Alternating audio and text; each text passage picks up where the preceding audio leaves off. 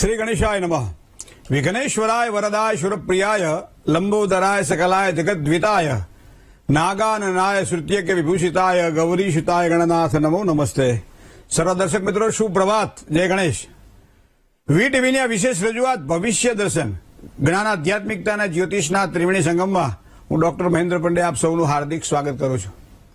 12 રાશિના જાતકોનો આજે દિવસ કેવો રહેશે, દિન વિશેષમાં જાણવું છે કે જેને વાહન યોગ હોય તો કેવા પ્રકારના વાહન એને ફળદાયી બને, અથવા તો વાહન યોગ ક્યારે ઉભા થાય, કઈ રીતે વાહન યોગ બને છે, કુંડળીના આધારે જોવા માટે આપણે એનો પ્રયત્ન કરીશું ગ્રહોના આધારે। સાથે સાથે સુપત્વને આપવાવાળી વાત કરીએ, જેની આજે મેરેજ એનિવર્સરી છે, જેની આજે ખાસ દિવસ મહત્વનો છે, જન્મતિથિ છે આજે, તો આ તમામ દર્શકોનો કેવો રહેશે આગામી વર્ષ એની પણ વાત કરીએ। એ ઉપરાંત આજના દિવસ માટે ભાઈઓ બહેનોએ શું કરવું જોઈએ, શેનાથી લાભ થાય, શું કરે તો નુકસાન થાય, કયા મંત્રનો જાપ, શેનું દાન કરવું જોઈએ, આ બધી જ વાતોને આપણે ભવિષ્ય દર્શન કાર્યક્રમમાં વણી લઈએ છીએ। પણ હર હંમેશની જેમ શરૂઆત પંચાંગથી, કારણ કે તદૈવ લગ્નમ સુદિનમ તદૈવ તારાબલમ ચંદ્રબલમ તદૈવ વિદ્યાબલમ દેવબલમ તદૈવ લક્ષ્મીપતે તે દ્રિયુગમ સ્મરામી। મિત્રો 18 તારીખ 3જો મહિનો 2025 આજે વાર મંગળવાર છે। ફાગણ મહિનાના કૃષ્ણ પક્ષની આજે ચતુર્થી કહેતા ચોથ છે। સંકટ ચતુર્થી ગઈકાલે ગઈ, પણ ચોથની શરૂઆત કારણ કે પેલું ચંદ્રોદયનો મહત્વ હોવાના કારણે આજે સુંદર એક નક્ષત્ર છે, એનું નામ છે સ્વાતિ નક્ષત્ર, અને વ્યાઘ્રાત નામનો યોગ છે આજે, બાલવ નામનું કરણ છે, અને રાશિનો ચંદ્રમા છે તુલા રાશિનો। તો તુલા રાશિ એટલે આપણે ખબર છે ગ્રહ અને તો અક્ષર છે, તો જે કોઈ જાતકોનો જન્મ થાય એની તુલા રાશિ ઉપર નામ રાખવાનું રહેશે।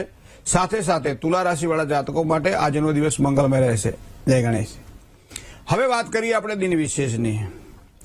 મિત્રો સામાન્ય રીતે આપણને એક પ્રશ્ન સહજ બને, જો જેને મળી જાય એને તો આમ સુખ બધા આમ જ મળતા હોય છે, પણ જેને ન મળે ત્યારે આપણને ખબર પડે કે આ સુખ મેળવવા માટે બહુ પ્રયત્ન કરવો પડતો હોય। કદાચ એક સમય એવો હતો કે સાયકલ જ્યારે ઘરમાં હોતી ત્યારે એનો જે આનંદ હતો એ અલગ વસ્તુ હતી। ત્યારબાદ સાયકલ ઉપરથી માણસ સ્કૂટર ઉપર આવ્યો, તો સ્કૂટર ઘરમાં આંગણામાં પડ્યું હોય તો એને મરખનો પાર ના હોય, 5-7 જણને બતાવે, 2 જણને લઈને આંટો મારવા લઈ જાય। એ સમય 30-35 રૂપિયાનું પેટ્રોલ હતું, એ સમયની વાત આ કરું છું તમને। દેવ દર્શન કરવા જાય, પત્નીને બેસાડી અને મંદિર લઈ જાય, પોતાના માતા પિતાને ફેરવે, બધું સુખે પોતે ભોગવતો હતો। અને એવા સમયે સાયકલ વાળા કોની ચિંતા કરે, આ સ્કૂટર વાળાની, કે મને સ્કૂટર મળે તો સારું। એમ કરતા કરતા પછી બાઇક આવ્યા, જે તે સમયે રાજદૂતથી માંડી અને બુલેટ સુધી અલગ અલગ પ્રકારે વાહનો હતા, અને ત્યારબાદ નવા વાહનો ઉમેરાણા, અને એમ કરતા કરતા કરતા અત્યારે આપણે જુઓ તમે તો બધા જ વાહનો મોટા ભાગે એક ઘરની અંદર જેટલા વ્યક્તિ હોય એટલે બધા મોટા ભાગે વાહન જોવા મળે, કોઈને નાનું તો કોઈને મોટું। વિદ્યાર્થી સ્કૂલ જતા હશે તેની પાસે પોતાનું વાહન હશે, પિતા નોકરી જતા હશે, ધંધે જતા એની પાસે પોતાનું વાહન હશે। દરેક જગ્યાએ માતાઓ જયારે બજારમાં જતી હોય, કોઈ સારી જગ્યાએ જતા હોય ત્યારે એ પોતે પોતાનું વાહન ડ્રાઈવરની સાથે લઈને જતા હોય। પણ આ વાત એની છે કે જેની પાસે છે। ઘણા બધા વ્યક્તિઓ અત્યારે એવા પણ પ્રશ્ન પૂછે છે કે વાહન લેવાના યોગ છે કે કેમ મહારાજ, જરા જોઈ તો આપો। અમારા જીવનમાં બીજાના વાહનની પાછળ બેસીને જવાનું સુખ લખ્યું છે કે અમે સાથે સાથે ડ્રાઇવિંગ કરી શકીશું, કે બીજાના ડ્રાઈવર તરીકે જીવવાનું છે? તો મિત્રો વાહન માટે આપણે સામાન્ય રીતે આપણા જ્યોતિષની અંદર આમ કહેવાય કે અમુક ભાગ વહેંચ્યા છે। તમે ટ્રાન્સપોર્ટેશન માટે, તમે તમારા ધંધા માટે જયારે વાહન ખરીદતા હોય અને એ વાહનનો ધંધામાં ઉપયોગ કરતા હોય ત્યારે કહેવાય તો વાહનનું સુખ જ, પણ એ વાહનનું સુખ વ્યવસાય માટે હોવાના કારણે એ વાહન આપણને અલગ પ્રકારના જોવા મળે છે। ટ્રાવેલિંગ ક્ષેત્રની અંદર જયારે આપણે આપણા વાહનને વ્હીકલને જયારે ઉપયોગમાં લેવાના હોય ત્યારે પરિવહનની અંદર આ વાહનનો ઉપયોગ આપણે જોતા હોઈએ છીએ। એ ઉપરાંત વ્યવસાયની અંદર માનો કે ટેમ્પો કે ટ્રક લાવવાની હોય, વ્યવસાયની અંદર કોઈ ગાડી લાવવાની હોય માલના વાહન માટે, તો એ માલના વાહન માટે પણ એ પણ વાહન કહેવાય છે। તો આ બધા અલગ અલગ પ્રકારના વાહન છે। એક વાહન પોતાના સુખ માટે છે, નોકરીએ જવું છે, થોડું દૂર પડે છે, બસમાં ફાવતું નથી, કોઈની સાથે વારંવાર જવું ગમતું નથી, અને આવા સમયે પોતાનું વાહન જો નાનકડું હોય તો પોતે સારી રીતે એમાં જઈ શકે। પછી પ્રશ્ન એ થાય કે વાહનના હપ્તા ભરવાના, પાછા પેટ્રોલ આટલા મોંઘા છે, ડીઝલ પેટ્રોલના પૈસા નાખવાના, પાછું કંઈક બગડે હગડે તો પછી એને ખર્ચો પાછા કરાવવાનો, તો આટલા ટૂંકા પગારમાં કેમ થાય? આવા પ્રશ્નો બધા જીવનમાં રહેતા હોય છે મિત્રો। પણ પહેલા તો જાણવું પડશે કે મારી કુંડળીમાં શું વાહનના યોગ લખાયેલા છે। જો મારી કુંડળીમાં વાહન સુખ યોગ લખાયેલા હોય તો એના કેના પ્રકારે માણસને વિચાર સારો આવે જ।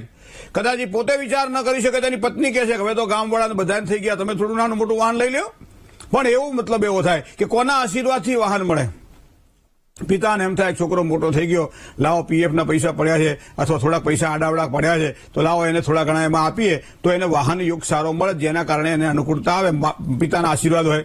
પછી માં પાછી હારી આપણને મળી તો એ માં એ પછી પિતાને એમ કે આ બધાના છોકરા બચારા આટલું સુખ ભોગવે છે અને તમારો છોકરો આ રીતે ફરે છે, તમને સારું લાગે છે, તમે કંઈક થોડું વાહનની વ્યવસ્થા કરી આપો ને, ભગવાન હવ હારાવાના કરશે, થોડા ઘણા પૈસા તમે આપો, થોડા ઘણા એ ઉમેરશે, થોડી ઘણી લોન લેશે, બરાબર જ કરશે, પણ એને વાહન પોતાનું થઈ જશે. તો આ કોના આશીર્વાદથી પહેલા તો વાહન પ્રાપ્ત થાય છે એ પણ આપણે જોવું થયું. બીજું, ઘણી વખત અત્યારે તો લોકો નવા વાહનો લેતા હોય છે, પણ સેકન્ડમાં જયારે વાહન લેવાના હોય ત્યારે બીજાએ વાપરેલા વાહનો આપણને સસ્તામાં મળે અને એટલા માટે આપણે વાહન લેતા હોઈએ. પણ આ વાહનો શું આપણને ખર્ચો તો નહીં કરાવડાવે? આ વાહનો ઘણી વખત આવે છે વાપરીએ વધારે પડ્યું વધારે રહે, વાપરીએ ઓછું પડ્યું વધારે રહે અને 10 કિલોમીટર ચાલે ને 10 રૂપિયાનો ખર્ચો કરાવડાવે.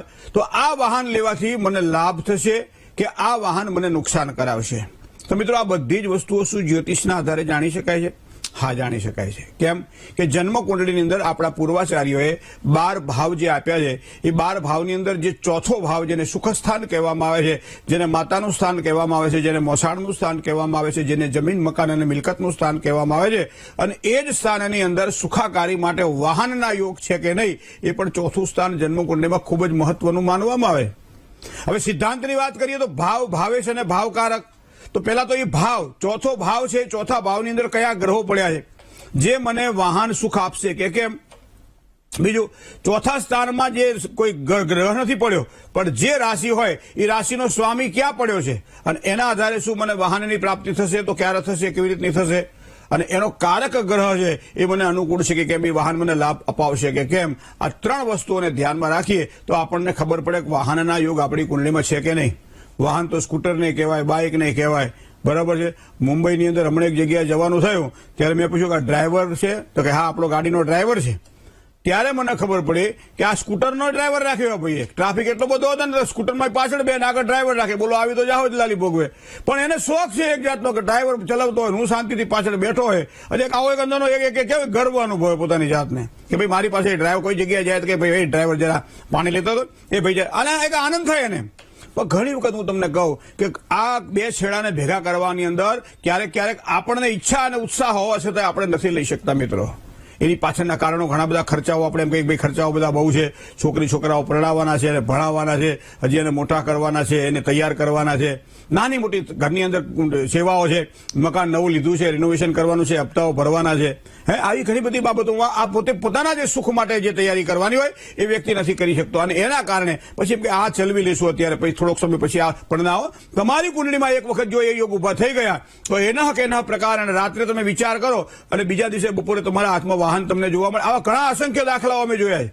અને ઘણા લોકોની પાસે પૈસા પડ્યા હોવા છતાં, વાહન લેવા માટે પૈસા અલગથી કાઢ્યા હોવા છતાં એ પોતે વાહન નથી લઈ શકતા અને પૈસા બીજામાં વપરાઈ જાય છે. તો કુંડળીની અંદર તમે તમારા ચોથા સ્થાનને જુઓ, જેને સુખ સ્થાન કહેવામાં આવે છે. તો પહેલા તો વાહન દ્વારા સારું સુખ મળશે કે કેમ? તો કેન્દ્રની અંદર જે 4 કેન્દ્ર છે એમાં 1, 4, 7 અને 10. તો કેન્દ્રની અંદર આ ચોથું સ્થાન એ કેન્દ્રનું સ્થાન છે. હવે કેન્દ્રમાં કોઈ પણ ગ્રહ તમે જોઈ લો. હવે તમે જોજો શનિ છે ને એ લોખંડથી લેણું આપે, પણ નકરું લોખંડ શું કરવાનું, નકરી મશીનરી શું કરવાની? એને ચલાવવા માટે જોઈએ ને. સામાન્ય લોખંડ પડ્યું હોય, મશીનરી પડી હોય એનો મતલબ નથી. એને ચલાવવા માટે શું જોઈએ? તો કે ફ્યુઅલ જોઈએ, પેટ્રોલ જોઈએ, ડીઝલ જોઈએ. એને સર્વિસ કરવા માટે અલગ અલગ પ્રકારની ઓલી જોઈએ, એને રાઉસ કરવું જોઈએ. તો આ શેના કારણે થાય છે? તો એ મંગળના કારણે થાય મિત્રો. કારણ કે જે કોઈ જલદ પ્રવાહી જે છે એ મંગળનો ગ્રહ એના ઉપર પ્રભાવ ધરાવે છે. તો પ્રથમ તો શનિ મહારાજને જોવાના રહ્યા. શનિ મહારાજ વાહન સુખમાં એક સારી સુખાકારી આપે છે. ઘણા લોકો પોતાનું વાહન લઈ અને ભાડે આપી દેતા હોય છે, અથવા તો એમાંથી 2 પૈસા પોતે ઉપાર્જિત કરતા હોય છે. અને વાર તહેવાર હોય, કોઈ સારો પ્રસંગ હોય અને એવા સમયે પરિવારને લઈને પણ સાથે જતા હોય છે. તો એવા સમયે કુંડળીની અંદર સૂર્યને જોવાનો હોય છે કે જો મારી કુંડળીમાં આવો સૂર્ય મજબૂત હશે તો વાહન મને પૈસો પણ કમાવી આપશે, મારા હપ્તા પણ ભરી દેશે, અને સાથે સાથે મારે જરૂર પડે ત્યારે મારા પરિવારને લઈને, મારા કુટુંબને લઈને, અથવા મારે મારા પોતાની અનુકૂળતા પ્રમાણે ક્યાંય જવાનું હોય તો એ વાહન મારા માટે ઉપયોગી અને અનુકૂળ બનશે. તો એના માટે તમારે સૂર્યને જોવાનું હોય છે. હવે વાત તમે કરો વાહન મને આ ફળે તો ક્યારે ફળે? તો તમે જોજો જન્મ કુંડળીમાં ચોથા સ્થાનની અંદર કોઈ પણ ગ્રહ જયારે પડ્યો હોય ત્યારે ગ્રહની અંદર તમે જો શનિ મહારાજની જો દ્રષ્ટિ પડતી હોય અથવા શનિ મહારાજ જે સ્થાનમાં બેઠેલા હોય તો આ વ્યક્તિને વાહનની સુખાકારી સારી મળે. એ જેને કહેવાય કે જટલીન વાહન. અમુક લોકોના ઘરમાં એક વ્યક્તિને 3 વાહન તમે જોયા છે. શું કામ? કે સુખ જ એવું લખ્યું ભગવાને એને. તો એક ઘરની અંદર ચલાવવા વાળો એક જ વ્યક્તિ છે, બેસવા વાળો એક વ્યક્તિ છે, પણ એના માટે અલગ અલગ 3 પ્રકારના વાહનો છે. અને અમુક વ્યક્તિ એવા છે કે જેને પાસે એક સારું વાહન નથી. તો આ તાલમેલ બેસવો જોઈએ. શું કામ નથી બેસતો? અને એવા સમય મિત્રો આપણે ગ્રહ બળને ધ્યાનમાં રાખીએ ને તો આપણને ખબર પડે કે લોન વાળું વાહન પણ આપણને સુખાકારી આપે છે.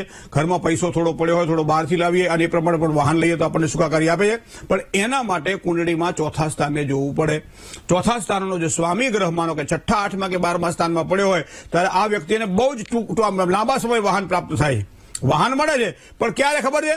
થાકી જાય ત્યારે. હવે વાહનની જરૂર પડશે, હવે તો હાલાતું નથી, હવે તો કામ થતું નથી, અહીંયા કામ, એવા સમયે એને વાહન પ્રાપ્ત થાય છે. તો એનો મતલબ એવો થાય કે મોઢામાં દાંત ના હોય અને પછી કોઈક આપણને શેરડી ખાવા માટે આપે તો ખાવી કઈ રીતે?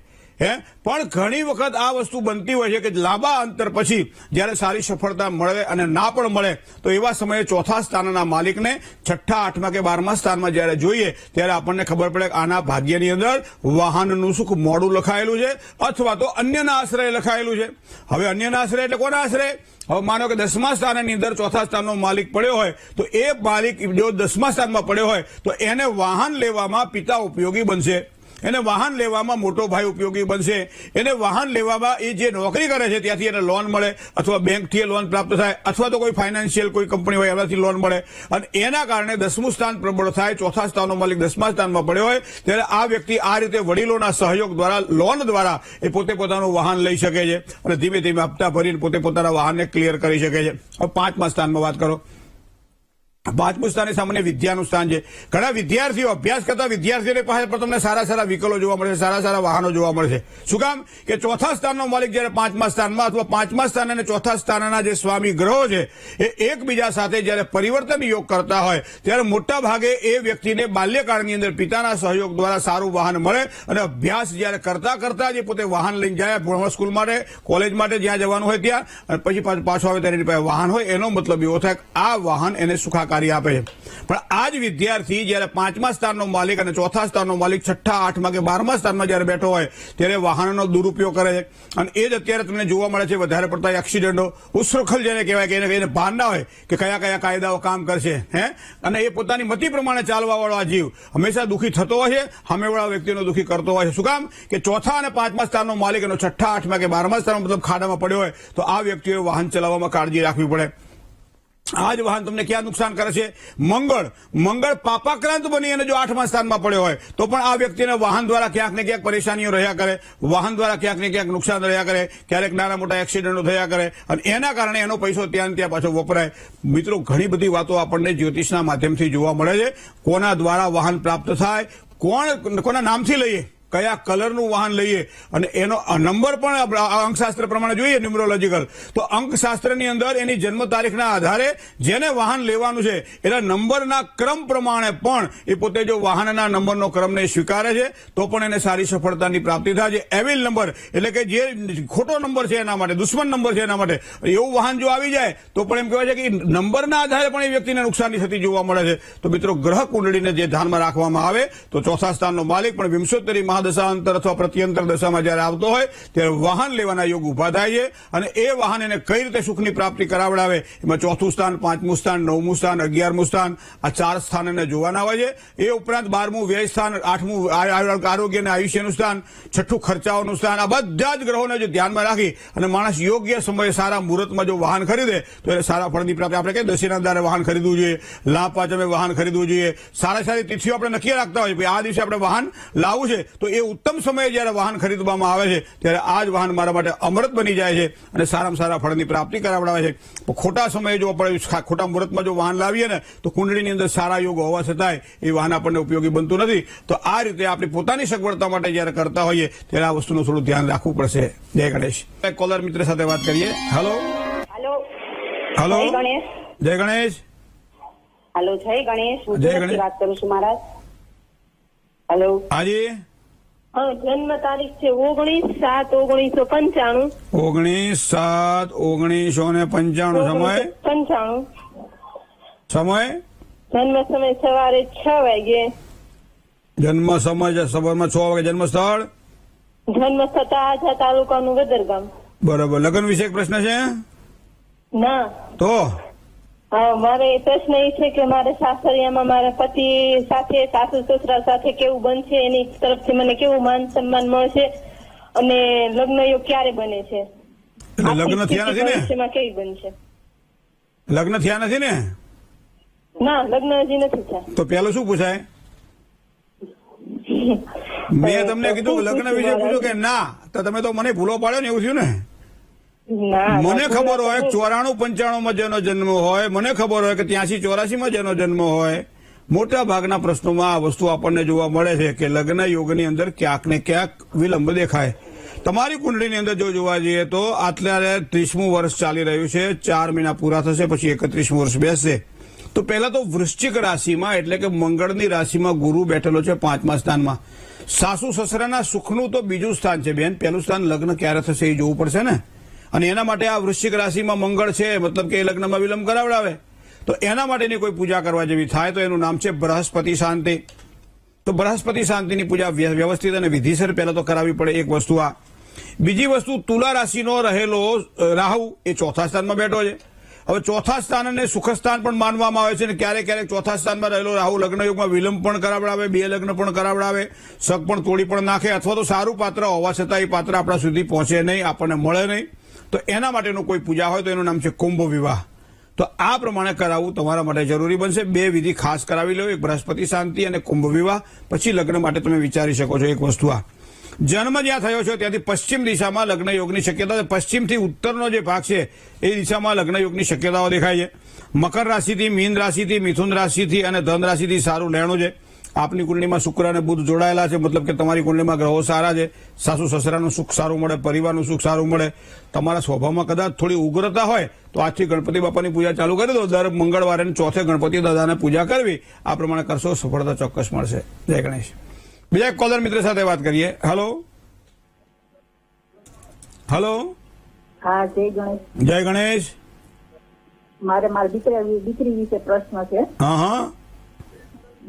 22/12/96 22/12/1996 સમય રાત્રે 11 વાગે. રાત્રે 11 વાગે. જન્મ સ્થળ જન્મ સ્થળ પોરબંદર. પોરબંદર. શું પ્રશ્ન હતો? દીકરાનો કે દીકરીનો? દીકરીનો. દીકરીનો શું પ્રશ્ન હતો? રાત્રે 11 વાગે જન્મ. બરાબર છે. પ્રશ્ન શું હતો? મારી દીકરીને 2 વર્ષ લગ્ન થયા છે અને એને સંતાન નથી, તો એને સંતાન યોગ છે કે એનું લગ્ન જીવન કેવું રહે? દીકરીનો અભ્યાસ કેટલો છે? હે? અભ્યાસ દીકરી ભણી કેટલું? એનો કેટલું ભણી? અભ્યાસ કેટલો? અભ્યાસ એને કોલેજ કરેલી છે 1 વર્ષ. બરાબર. હવે જુઓ, ધન રાશિમાં ગુરુ છે.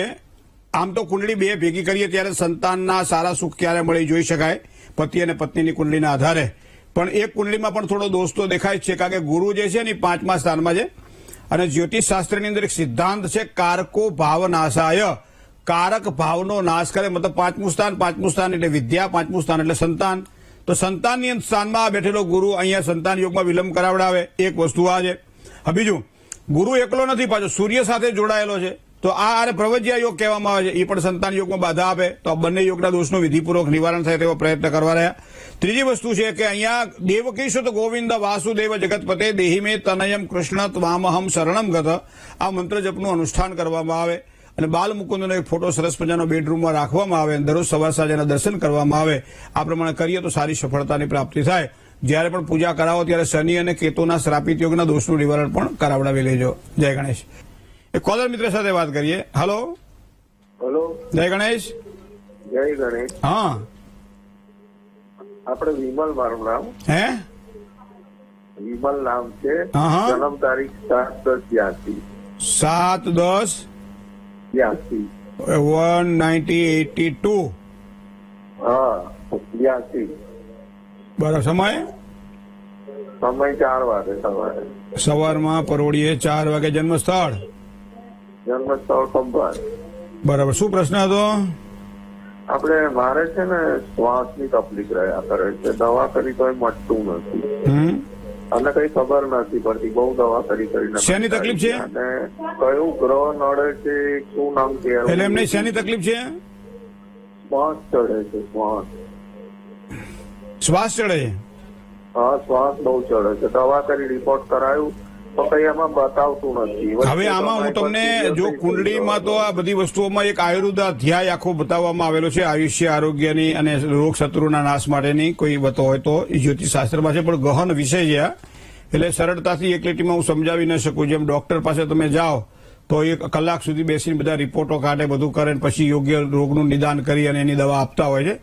હવે 2 સેકન્ડમાં મારે તમને આ વિશે કેવી રીતની વાત કરવી, પણ અડહટો હું તમને દઈ દઉં કે જે લગ્ન છે જન્મ લગ્ન, એનો સ્વામી સૂર્ય છે અને સૂર્ય બેઠેલો છે બુધ સાથે, યુતિમાં શુક્ર પણ જોડાયેલો છે. મતલબ કે ખાનપાનમાં થોડી બેકાળજી અમુક અવસ્થામાં રાખી હોય, 32, 33, 35, 37 વર્ષમાં અનિયમિતતા હોય, ત્યારે 40, 42 કે 43 વર્ષ પછી જે કઈ તકલીફ હોય એ બધી ઊભી થાય, આવી શક્યતાઓ દેખાય. પણ રોગનું શમન પણ દવાઓ દ્વારા થઈ શકે છે. તો મને લાગે છે ત્યાં સુધી એલોપેથીમાં કદાચ સફળતા મળશે. ગુરુ તુલા રાશિનો છે, પણ શનિ તુલા રાશિમાં પ્રબળ બનતો હોવાના કારણે આયુર્વેદિક દવાઓ ઉપર વિશેષ પ્રાધાન્ય આપવામાં આવે અને સારી સફળતા માટે પ્રયત્ન કરવામાં આવે. બીજું, રોગ ઘણી વખત અંદરના હોય છે, ઘણી વખત બહારના હોય છે. બહારના રોગનો કોઈ ઇલાજ નથી હોતો. મને આમ થશે તો, મને તેમ થશે તો, મને આવું થઈ જશે તો, મને આવું નહીં થાય તો. આ બધા બહારના રોગ છે. તો બહારના રોગ માટે તમારે કોઈ પૂજા કરવા જેવી લાગતી હોય તો એ હનુમાનજી મહારાજની ઉપાસના છે.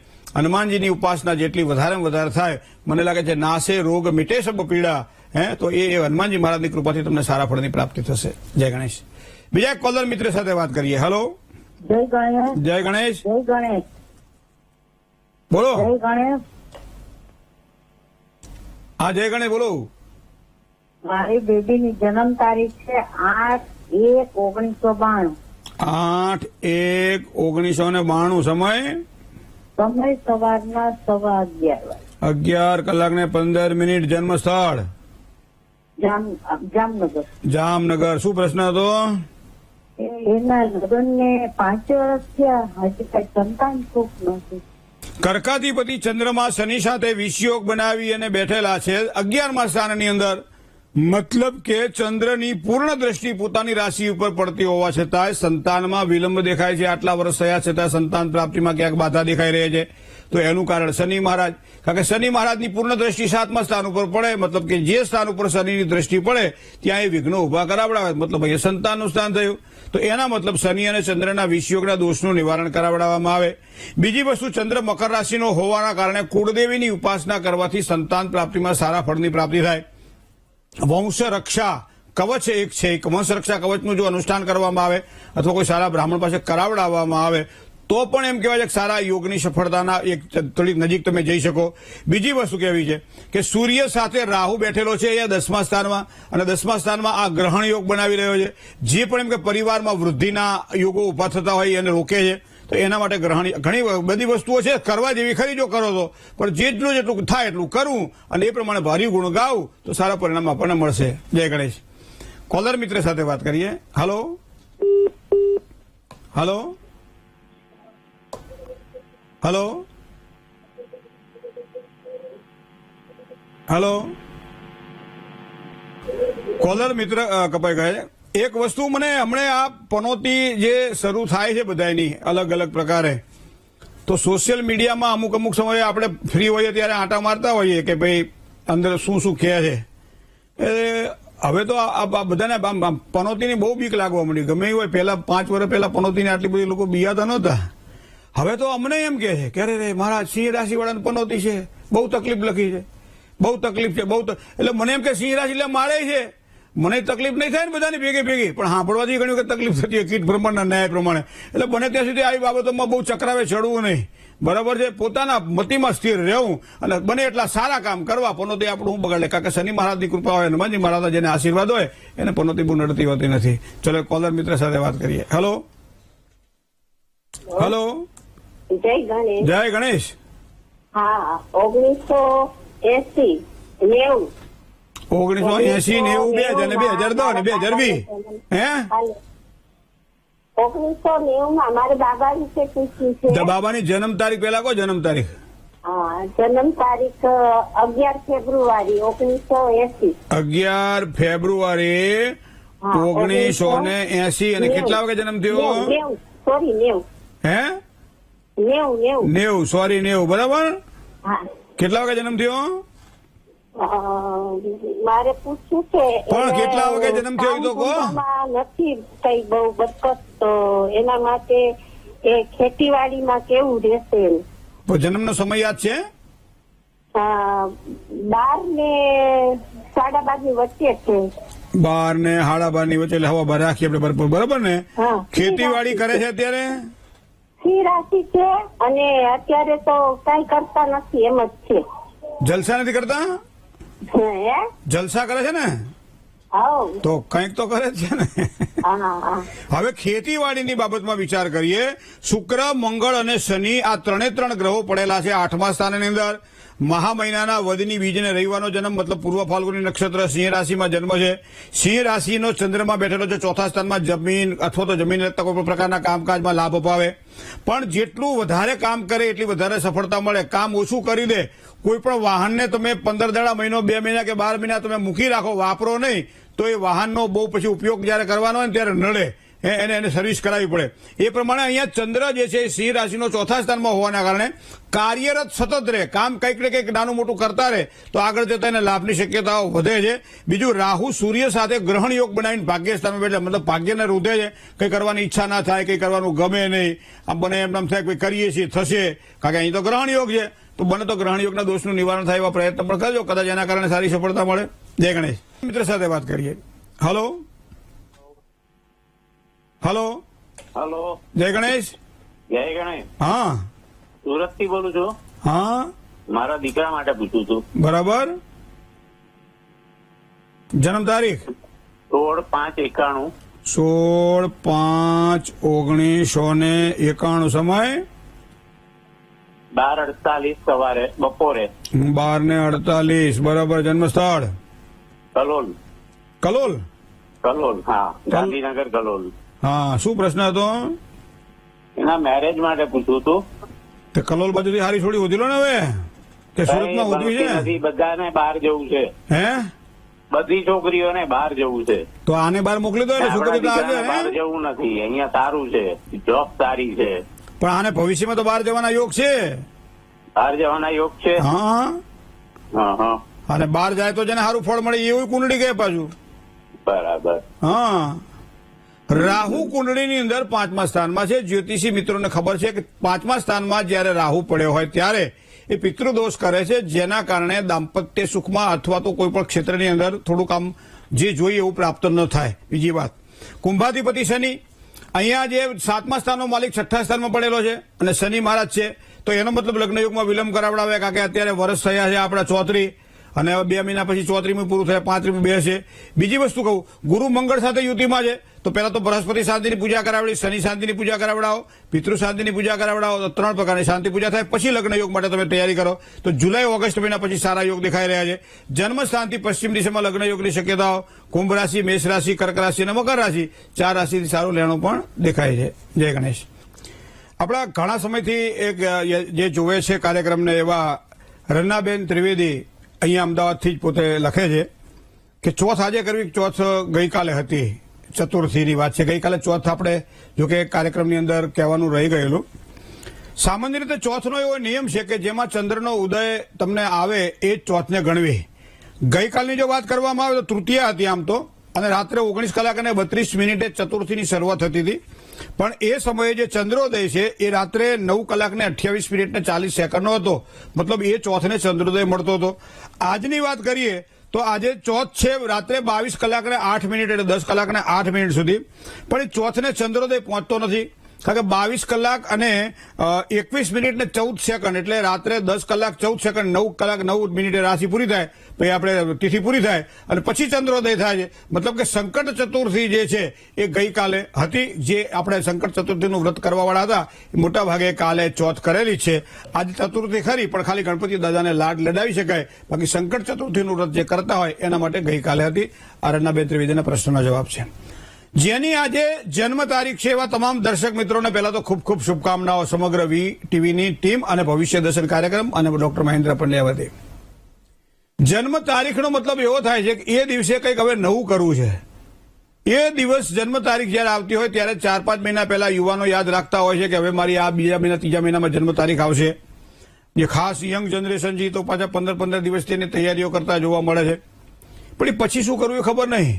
કન્યા વિદાય થઈ જાય પછી માંડવો કેવો લાગે આપણને જોવો ગમે?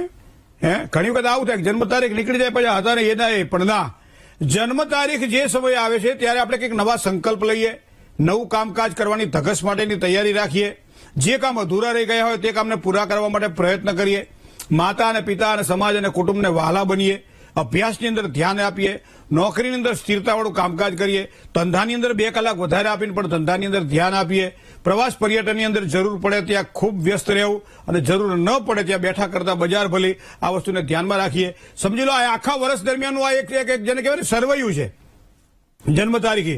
અને જન્મ તારીખના દિવસે બેસીને વિચાર કરી લેવો કે આખા વર્ષ માટે મેં શું કર્યું.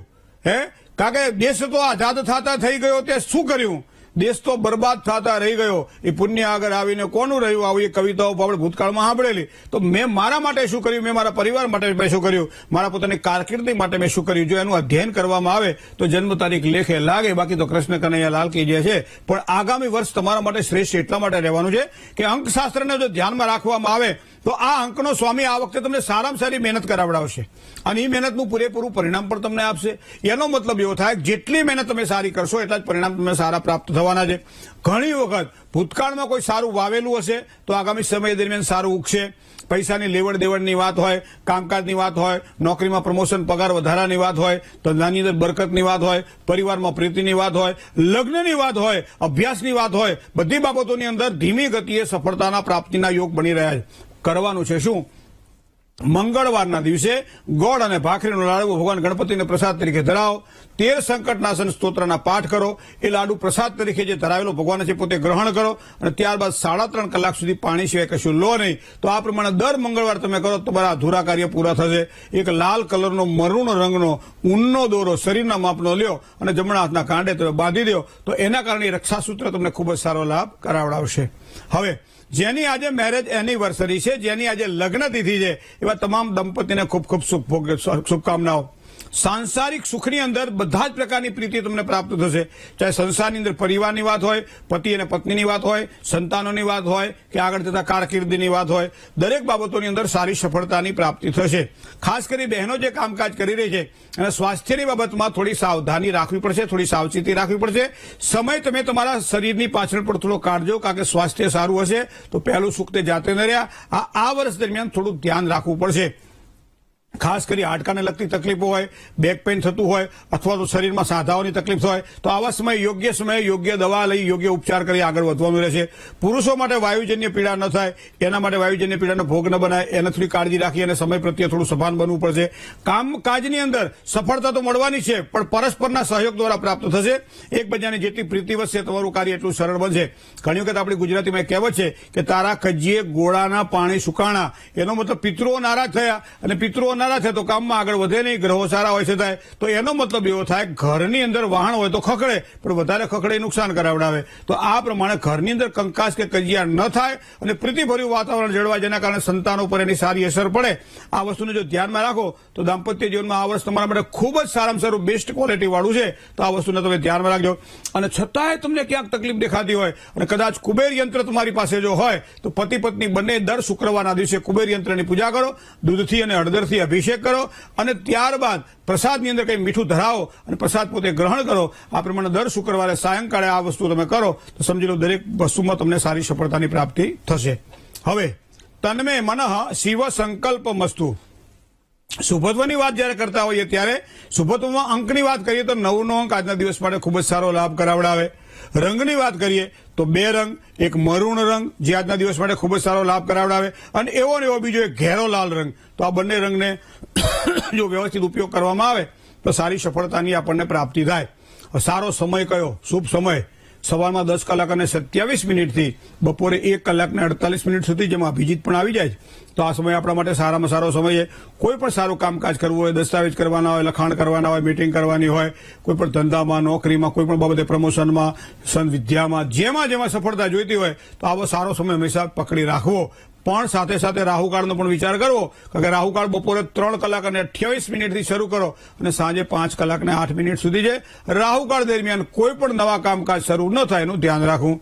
શુભત્વની દિશાની વાત કરીએ તો આજે ઉત્તર દિશા ખૂબ જ સારો લાભ કરાવડાવે છે. ભગવાન સ્વયં કુબેર બેઠેલા છે એ ઉત્તર દિશા આજના દિવસ માટે વધારે સારો લાભ કરાવડાવશે. પણ પશ્ચિમ દિશા અને વાયવ્ય ખૂણો આ બંને દિશા અને ખૂણો થોડુંક જો સાચવીને કામકાજ કરો તો વધારે સારી સફળતા મળે.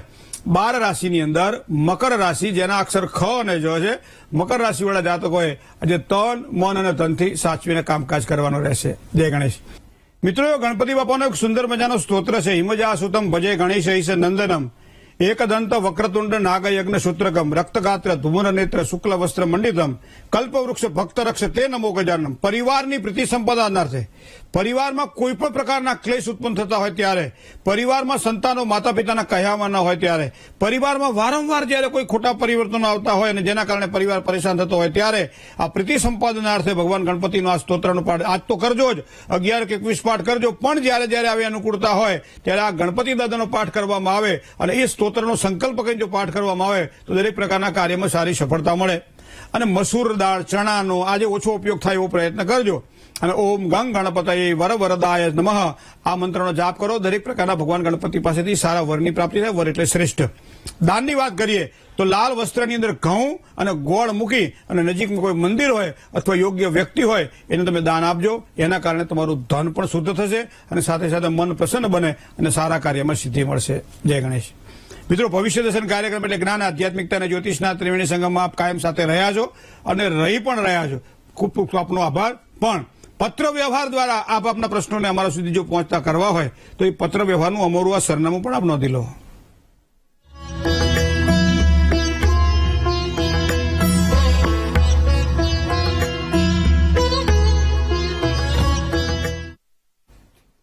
ભવિષ્ય દર્શન કાર્યક્રમ આજે બસ આટલું જ. આવતીકાલે પાછા નવા વિચારો સાથે ફરીથી મળીશું. મને ડોક્ટર મહેન્દ્ર પંડ્યાને રજા આપશો. રૂબરૂ મુલાકાતની ઈચ્છા હોય તો અહીંયા મોબાઈલ નંબર પણ આપવામાં આવે છે, એડ્રેસ પણ આપવામાં આવે છે, નોંધી લેજો. કારણ કે જ્યાં સમસ્યા છે ત્યાં સમાધાન પણ છે. તો વૈદિક જ્યોતિષના આધારે પ્રયત્ન કરીશું સમસ્યાના સમાધાન માટે. અત્યારે હું રજા લઈશ. જય ગણેશ.